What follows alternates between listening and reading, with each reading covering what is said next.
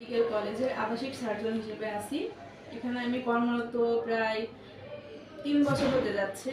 আমি এখানে কয়েকটা কেসই এরকম দেখেছি, 3টা বাচ্চা দেখেছি, আর এটা দেখলাম 4টা বাচ্চা। আর রাজশাহী মেডিকেল কলেজে এর থেকে দেখছিলাম 6টা বাচ্চা একসাথে।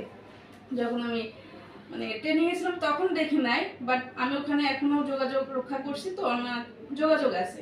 আপুদের কাছ থেকে শুনছিলাম একসাথে 6টা বাচ্চা, কদিন আগেও রিপোর্ট করা হয়েছে। আর আমাদের এখানে গতকাল যেটা হয়েছে সেটা আসলে আনপ্রেডিক্টেবল ছিল। তারা সবসময় জানতো তাদের 2টা বাচ্চা আছে। তা কয়েক জায়গায় তাদের এর আগেও আল্ট্রাসাউন্ড রিপোর্টে 2টা বাচ্চা বলছে, এবং আমাদের এখানে সে কালকে ব্যথা অবস্থায় আসছিল। তা 2টা বাচ্চা তারা বলছে যে আমরা রিস্ক নিব, যেহেতু 2টো বাচ্চা ডেলিভারির সময় একটু কমপ্লিকেশন ডেভেলপ করতে পারে। তারা বলছে আমরা সিজারের ডিসিশন নিচ্ছি, তারা নিজেরাই ইচ্ছাকৃতভাবে সিজারের ডিসিশন নিয়েছিল।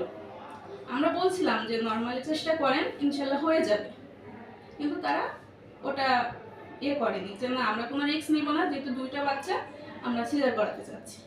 আচ্ছা ঠিক আছে, আমাদের এখানে ডক্টর শিলা পোদ্দার ম্যাডাম উনি সিজারটা করেছেন। তা এখানে সবাই জানতো যে 2টা বাচ্চা হবে, রাখা লাগতে পারে, ছোট ছোট বাচ্চা হচ্ছে 34 সপ্তাহ। তা প্রথমে 2টো বাচ্চা বের করার পরে যখন প্লাসেন্টা আউট করা হচ্ছিল তখন ম্যাডাম নিজেই বলছে আরেকটা বাচ্চা আসছে, কেউই জানে না। তখন বলছে আরেকটা ট্রে নিয়ে আসেন, আরেকটা বাচ্চা আসছে। পরবর্তীতে যখন আবার প্লাসেন্টা আউট করতে গিয়েছে তখন বলছে আরেকটা মাথা আসছে, তখন আরেকটা বাচ্চা। তা তখন একটা হট্টগোল অবস্থা পরিস্থিতি, সবাই, আমি তখন এখানে চেম্বারেই ছিলাম, আমি বাইরে হট্টগোল দেখে আমি বলছি কি হলো, কোনো খারাপ কিছু নাকি, এত চিৎকার চেঁচামেচি হচ্ছে কেন? পরে যে দেখি যে না, 4টা বাচ্চা হয়েছে এবং 4টা বাচ্চাই সুস্থ আছে।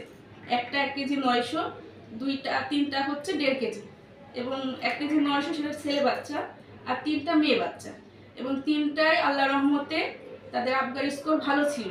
প্রথম সেকেন্ডেই তারা, প্রথম যে আমরা 5 সেকেন্ড 10 সেকেন্ড করে অবজার্ভ করি বাচ্চাদের, তার মধ্যে তারা 10 মিনিটের মধ্যে তাদের আবগার স্কোরটা ভালো ছিল, এবং তারা এখনো পর্যন্ত আল্লাহর রহমতে ভালো আছে। কিন্তু যেহেতু প্রিম্যাচিউর এবং ওয়েটটা কম, ওই জন্য আমাদের অবজারভেশনে আছে। এটা এখানে পেডিয়াট্রিক্স যে ওয়ার্ড আছে, এনআইসিইউ সাপোর্ট, যেহেতু গরিব মানুষ ওরা নেয় নাই, কারণ যেহেতু ছোট বাচ্চা আমরা বলি একটু অবজারভেশন এনআইসিইউর মধ্যে রাখতে, কিন্তু যেহেতু ওরা পারিবারিকভাবে একটু গরিব বা হচ্ছে অতটা সাপোর্ট বা একটু খরচের ব্যাপার আছে, ওই জন্য যেহেতু ডাক্তার আমাদের পেডিয়াট্রিশিয়ান উনি দেখছি স্টেবল আছে বাচ্চাগুলো, ওই জন্য ওয়ার্ডে আমাদের ওগুলো অবজারভেশনে রাখা আছে।